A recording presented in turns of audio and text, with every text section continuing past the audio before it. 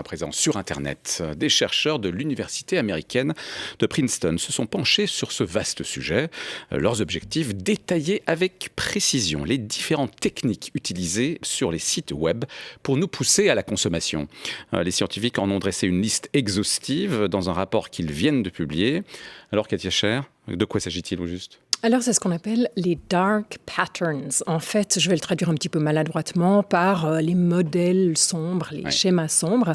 Et puis, c'est un terme qui date de 2010 et qui décrit toutes les tactiques propres aux applications et sites web pour influencer la décision du consommateur et le pousser à faire quelque chose qu'il n'avait pas l'intention de faire, donc acheter plus, ou même divulguer des informations plus ou moins privées. Mais ça, c'est pas nouveau, non ? Ça s'appelle des techniques de marketing. C'est comme placer des bonbons à côté des caisses des supermarchés. Alors oui, mais c'est un peu le prolongement numérique, si vous voulez, sauf que les manipulations employées sur les sites web ou sur les applications sont bien plus nombreuses. Et puis, elles frôlent parfois aussi l'illégalité. On parle ici de mensonges, de faux témoignages ou encore de coups cachés. Et donnez-nous des exemples. Alors, les chercheurs ont fait ce qu'ils appellent une taxinomie de ces tactiques. Et je vais vous Une taxinomie, exactement, comme si c'était des animaux vivants. Et je vais vous en restituer quelques-unes. Alors, je vais commencer par les sournoises. Ce sont les objets qu'on glisse automatiquement. Donc, c'est la machine qui le fait dans le panier virtuel du consommateur, à son insu donc, et pour lesquels ce consommateur devra payer s'il n'est pas attentif au moment de confirmer son achat.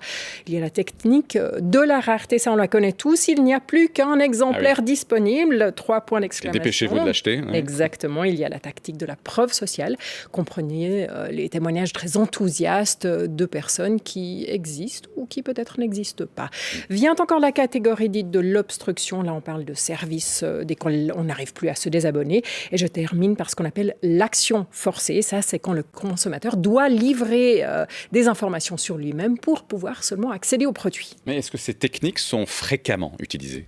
Alors, sur les quelques 11 000 sites web étudiés par les chercheurs de Princeton, plus d'un site sur 10 fait recours à ces pratiques. Alors, à vous écouter, on se pose la simple question, pourquoi est-ce que ce genre de pratiques ne sont pas mieux contrôlées ?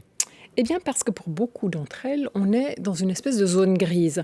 Par exemple, si le site publicitaire qui apparaît spontanément sur mon écran ne se laisse pas fermer, Mehmet, je vous le demande, est-ce que c'est légal ou illégal ? Et puis, pour les législateurs, on arrive toujours à la même question.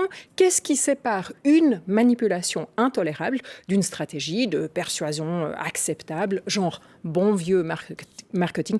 Et puis là, Mehmet, je vous renvoie à vos bonbons qui sont avant la sortie, juste à la caisse. Il y a longtemps que j'ai arrêté. Merci beaucoup, Katia Scher.